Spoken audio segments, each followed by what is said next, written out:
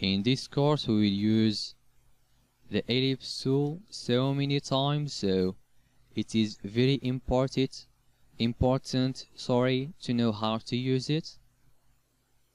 To select the ellipse tool, go to your toolbar to the left and right click here, then choose the ellipse tool, or you can use the shortcut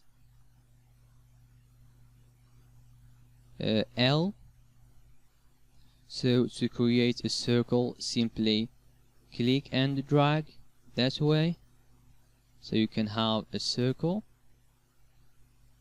You can see that we have our guidelines helping us here. See, so that's how we create a circle, a matched inside circle.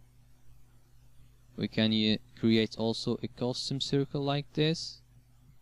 You can play around with that. You can create mini circles as you want. So let me undo all of those stuff like that. Now the ellipse tool is selected. Another way to create a circle is by clicking on your artboard, and in the window that appear, just put your width. I will put, for example, 100 pixels, and in the height I will put 100 pixels too. Then I will click OK.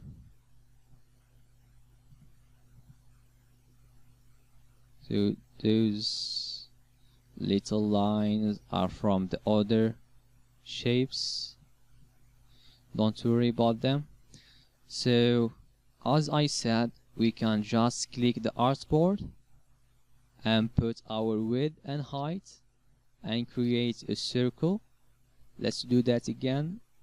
Select the ellipse tool, click in your artboard, then put, for example, 25 pixels in the width and 100 pixels in the height, then click OK.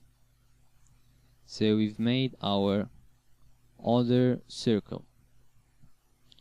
Let's undo all of that to clean our artboard.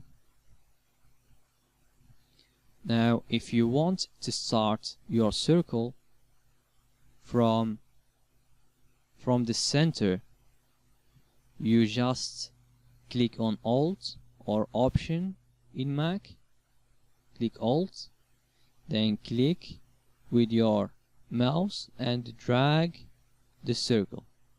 You can see that we are going from the center of the circle to create it,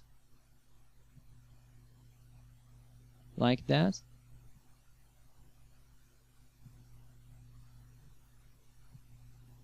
Let's undo those shapes.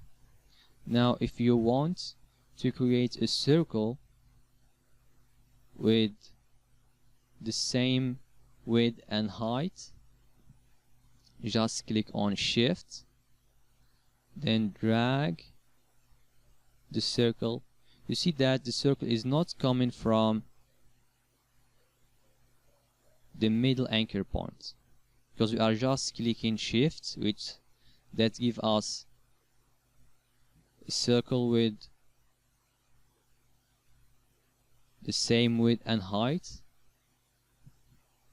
If we want to start from the center, let's undo that.